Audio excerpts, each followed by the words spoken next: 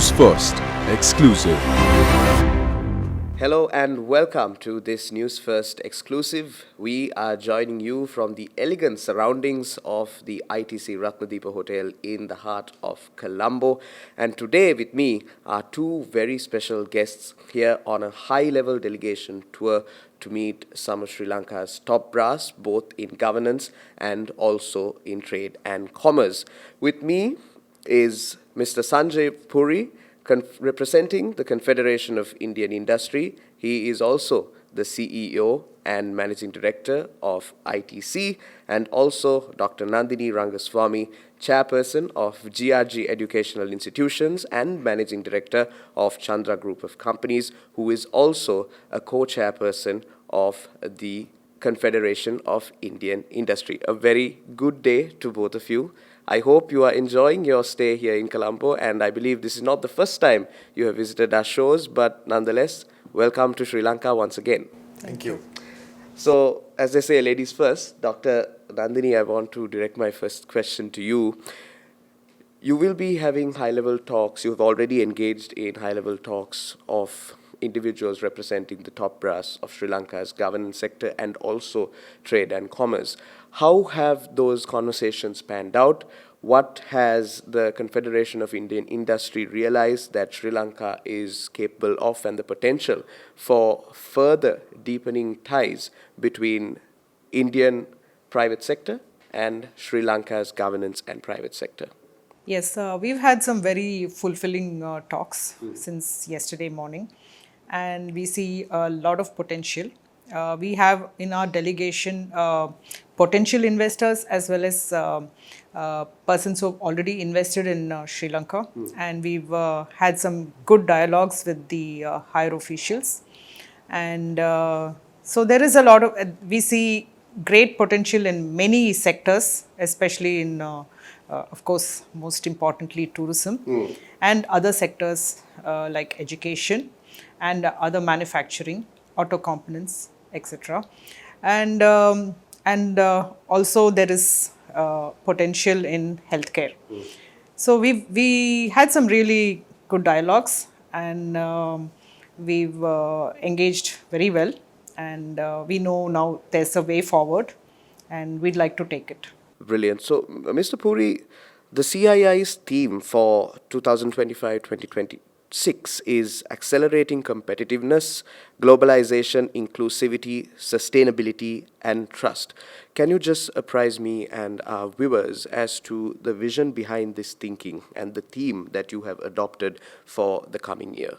So, let's look at this in the context of the economic transformation that India has undergone under the leadership of our Prime Minister. There have been several path-breaking initiatives over the years, and that has accelerated the economic progress. It's the fastest growing economy. India is home to about half of the world's global capability centers, the third largest startup ecosystem. New age frontier technologies manufacturing is taking off. It has several partnerships. We have a booming services. It's actually a services powerhouse. And agriculture also offers huge potential. And the idea right now for Indian enterprises is to integrate more strongly with the world, to integrate with global value chains where 60% of the global trade resides. And it is in that context that this theme was articulated, being to get more competitive. The idea is to also embrace sustainability as a part of corporate strategy than a bolt-on, and inclusive, because we do realize as businesses that businesses thrive only in societies that thrive, and businesses have both an economic and social purpose. And that's why CII has always been, and members are very much committed to this whole theme of sustainable and inclusive growth. And this theme of this year actually is it reflects continuity in what we are doing. It's just that every year we kind of tweak it into the evolving context, but it's a continuing reflection of the principles and the areas that CII remains focused on. So our focus is very clearly nation building. Our focus is integration with global value chains, and integration with countries where we align better as far as culture and principles and rule-based governance is concerned. So those are the principles we... Understood, Mr. Puri. So, coming back to Dr. Nandini, this high-level delegation primarily consists of top business leaders from India.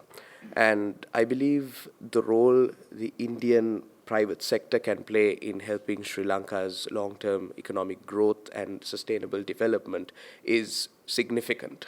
So, how do you believe that the investors who have already invested here in Sri Lanka and the potential for collaboration and investment in Sri Lanka is poised to support Sri Lanka's long-term recovery and also a sustainable development? So, the investors who've already invested in Sri Lanka are very happy, and they're here to further invest, and and they want to work very closely with the government on some kind of policy changes that would help aid more investments and better the growth of the business.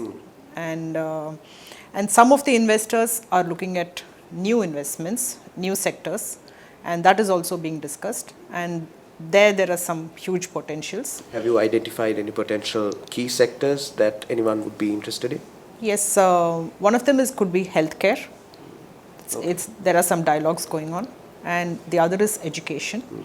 And there's a huge potential for private investments in education, because in India, if you see, 60% of the private education is in the hands of the private people and private sector. In the private sector, yes. So I think private and public need to come together to offer education to their citizens, because it's like a joint development.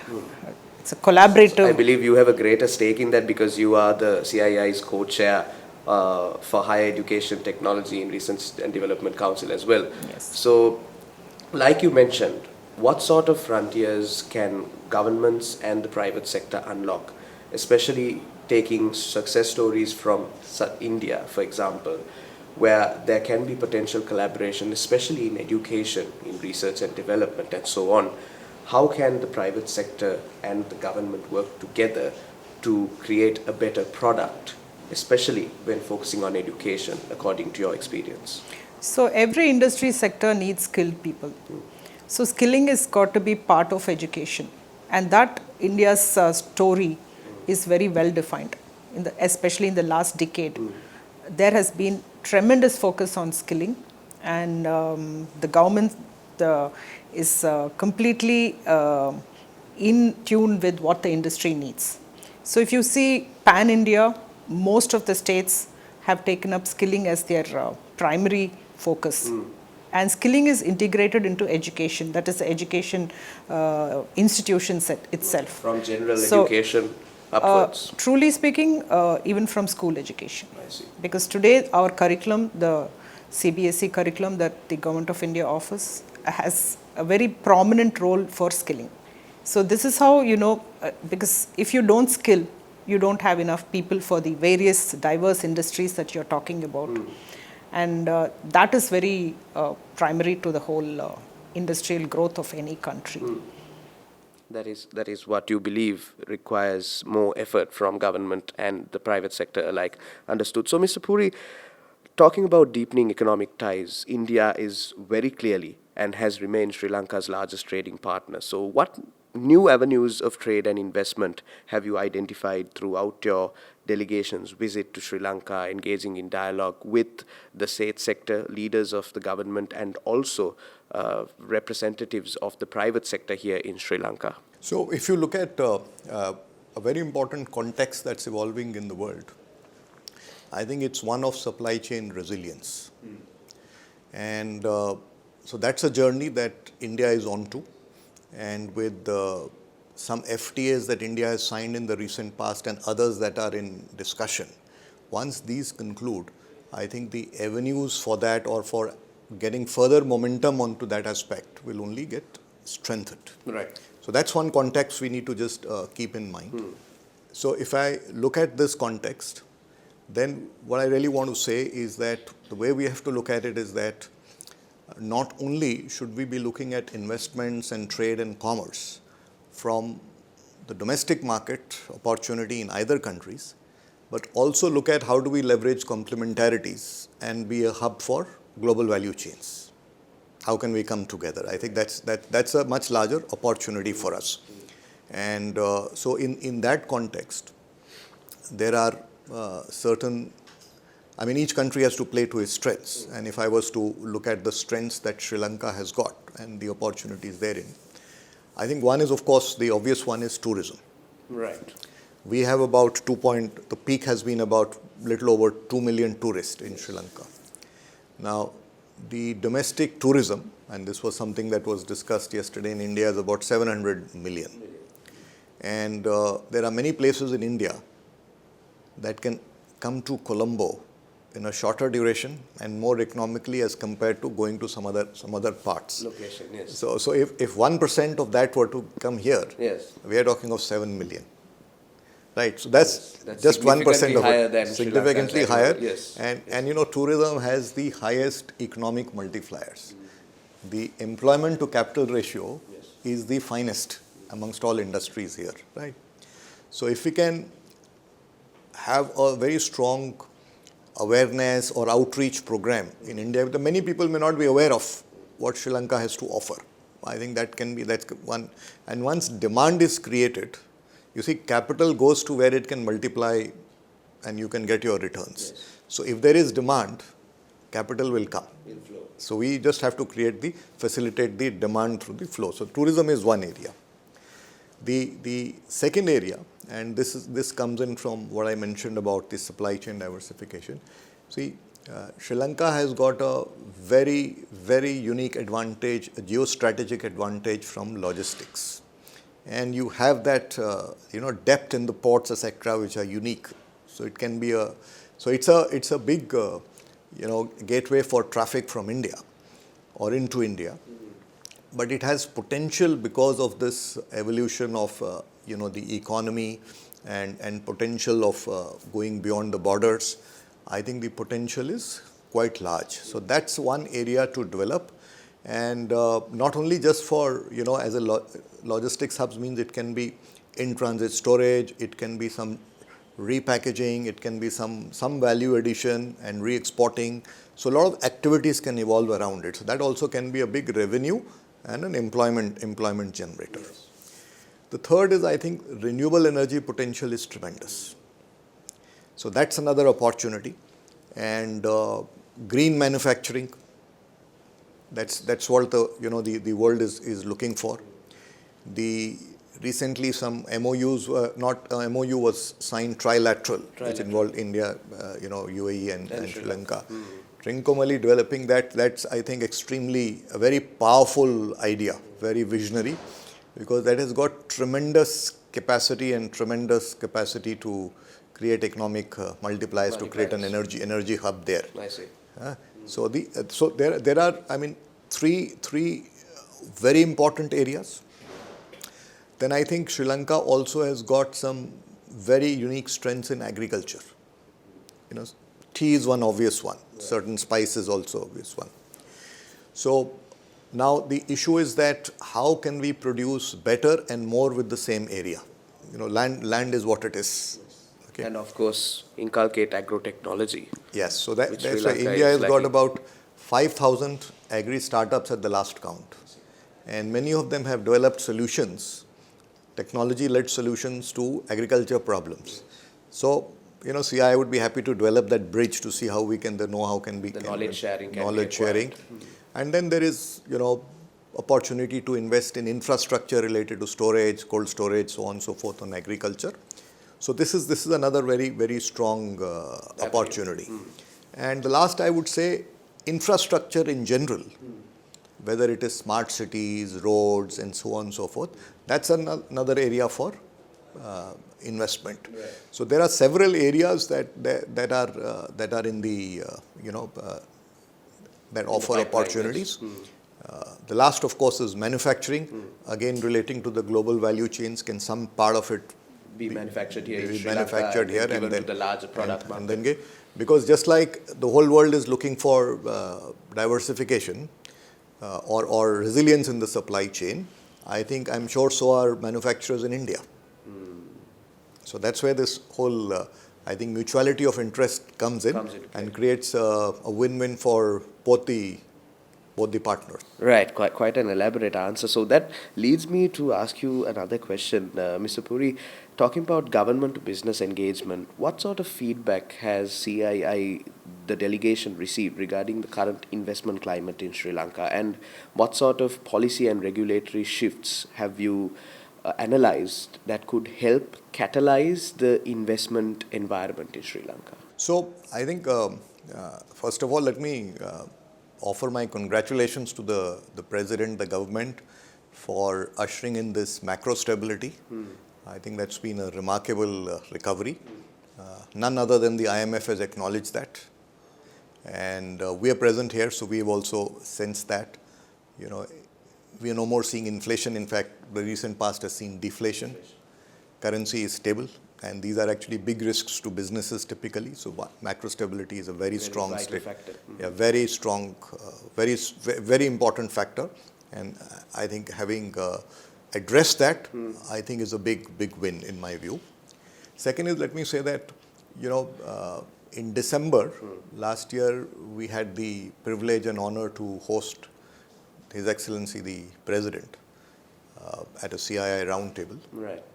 And we had the privilege of hearing his thoughts. And I think businesses were extremely encouraged with his focus and intent to his vision. do what is required for economic transformation. I see. And I think it's a follow-up of that. In fact, he had invited the CII members to delegation. So it's following that. I think people have taken note of his focus. And that's why everybody who's come here, as Nandini said, has come here with a very clear opportunity area, either to invest or to expand. Right. So I think it's a very, what we hear is extremely encouraging and positive. Right. And it's been reinforced by our interactions yesterday and amongst the policy makers. So we are going back certainly encouraged, and I'm sure this word will go around to more people, and we should have more of that in future. So the wheels are well and truly turning. So very quickly, Dr. Nandini, before we wrap up, I want to ask you, you have led your business through transformation and innovation and are also part of the CII, playing a crucial role within the Confederation. What sort of advice would you give Sri Lankan businesses who are looking to expand regionally, maybe to penetrate the Indian market or any other market in the region? What sort of advice would you give to such business leaders and potential entrepreneurs? Yes, so the long term is one should look at the sustainability issues, that is the ESG. Yes. So that is a very important, yes, that is a very important focus point. And of course, there are a lot of synergies that are there between the two countries. So if the local businessmen want to do business in India, there is a lot of potential. And as Mr. Puri said, yes, it's a two-way traffic now.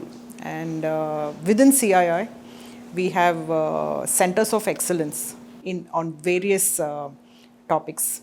For example, on ESGs, on manufacturing excellence. So these are such centers of excellence that support the businesses in India, the CII members per se.